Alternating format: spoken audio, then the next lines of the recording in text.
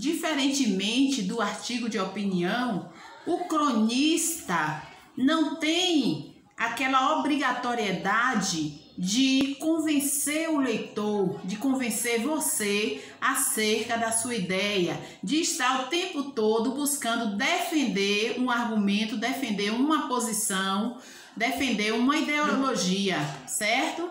A crônica apresenta a opinião, evidentemente, do articulista, a opinião de um personagem, porque pode ser um texto narrativo, pode apresentar personagem ou não, mas tem como fundamento estar refletindo situações do dia a dia, como eu já disse, tá? Então, nós vamos pensar agora em outras características, ainda para acrescentar essas ideias. Nós temos a persuasão.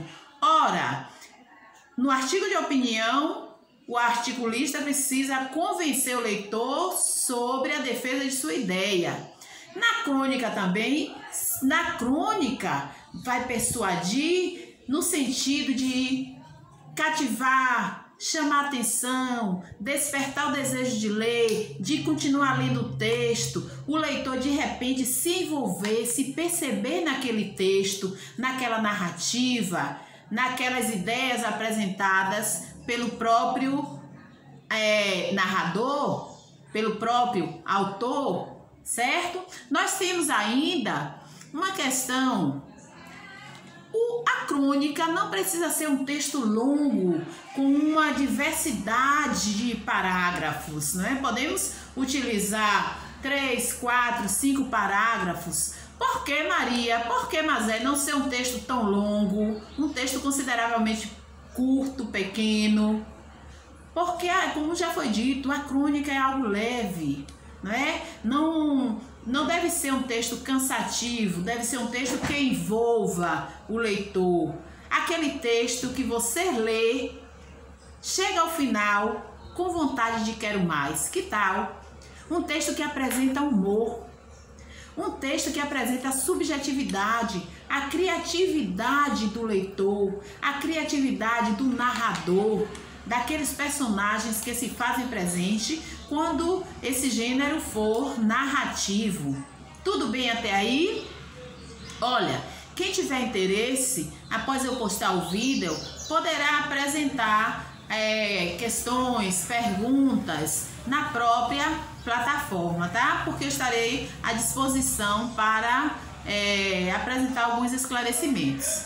Mas vamos pensar ainda que é interessante refletir na crônica a presença de um espaço, de um tempo cronológico. Diferentemente do conto, não vai apresentar expressões como era uma vez, há muitos e muitos anos, há muitos dias. Um outro, por exemplo, num certo tempo, numa época e num lugar muito distante. Então, a crônica não precisa apresentar expressões dessa natureza, desse tipo, certo? Então, nós temos na nossa sociedade brasileira diversos autores de crônicas, como já disse, já citei, o Luiz Fernando Veríssimo, Lima Barreto, digamos, Mendes Campos, Carlos Drummond de Andrade, né? Diversos autores que escreveram crônicas. E eu vou ler para vocês agora a crônica de Luiz Fernando Veríssimo, Aprenda a Chamar a Polícia. Eu tenho sono muito leve e numa noite dessas notei que havia alguém andando sorrateiramente no quintal. Vou fazer um comentário. Sorrateiramente no quintal. Levantei silêncio, fiquei acompanhando os leves ruídos. Esses ruídos vinham de lá de fora. E até busquei em algum momento verificar, ver se tinha algo diferente, se conseguia ver algo. Cheguei a ver uma silhueta passando pela janela do banheiro. Que interessante. Como minha casa era uma casa forte, segura, com grades nas janelas, trancas internas nas portas, eu não fiquei tão preocupado. Mas era claro que eu não ia deixar um ladrão assaltar algum local naquela rua. Fiquei espiando, fiquei firme, olhando tranquilamente. Liguei para a polícia, foi o que resolvi fazer. Informei a situação e até o meu endereço. Sabe o que me perguntaram? Perguntaram o seguinte: o ladrão está armado? Ele já está no interior da sua casa? Esclareci novamente, expliquei que não. Então eles me disseram: olha, senhor, não temos agora uma viatura, mas daqui a um tempo, quando for possível, nós iremos tomar uma providência. Gente, galera, 1 minuto depois, liguei de novo e disse com a voz calma: oi, eu liguei há pouco porque tinha alguém no meu quintal, mas não precisa mais mandar nenhuma viatura. Já eliminei o ladrão. Dei um tiro de escopeta calibre 12 que tenho guardado em minha casa, justamente para essas situações. O tiro fez um estrago. Resolveu o problema na hora. Passados menos de 3 minutos, estavam na minha rua 5 carros da polícia. Note bem aí, 5 carros da polícia, um helicóptero, uma unidade de resgate, uma equipe de TV e ainda, observe, a turma dos direitos humanos. Gente, ninguém perdeu tempo e a turma dos direitos humanos não perderia isso por nada neste mundo. Eles prenderam o ladrão em flagrante, que ficava olhando tudo com cara de assombrado. Nossa! Talvez ele estivesse pensando que aquela era a casa do comandante da polícia. No meio do tumulto, um tenente se aproximou. Se aproximou de quem? De mim. Sabe o que disse? Pensei que tivesse sido, ou melhor, pensei que tivesse dito que havia matado o ladrão, senhor.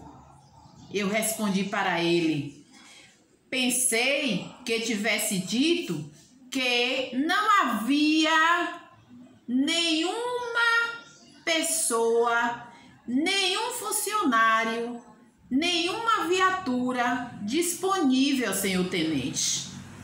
Foi o que eu disse para ele. Então, pessoal, eis a crônica argumentativa de Luiz Fernando Veríssimo, Aprenda a Chamar a Polícia. Uma crônica que apresenta narrativa. Maria, toda crônica argumentativa tem que apresentar narrativa? Pode haver sim crônica argumentativa, que não haja a narração desse tipo. Você vai defender um tema. Então pode haver sim, sem a presença da narração. Olha, aqui nós temos uma ironia.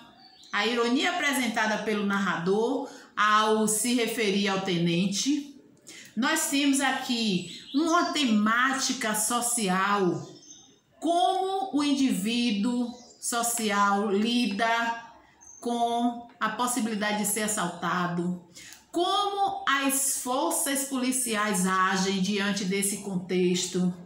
Quais são as ações realizadas? Você tem aqui uma reflexão sobre uma condição, sobre um fato social. Então, é interessante nós refletirmos, não é? E pensar, a crônica argumentativa induz a reflexão? Sim, com certeza absoluta. Por agora, digamos assim, é só. Logo, logo estarei gravando uma outra crônica. Vou fazer a leitura dela também, que não é argumentativa. Aqui certamente você percebeu que eu comecei a ensinar, não é? Utilizei um pouco das minhas palavras, mas espero que tenha contribuído com você. Espero que tenha colaborado nesse período de quarentena, nesse período de coronavírus, que possamos refletir, utilizar o nosso ambiente familiar adotando uma rotina, analisando as nossas ações, não deixando a nossa aprendizagem, de lado, mas nos dedicando de fato e buscando nos tornar cada dia pessoas melhores. Então, mais uma vez eu digo, receba o like da Mazé.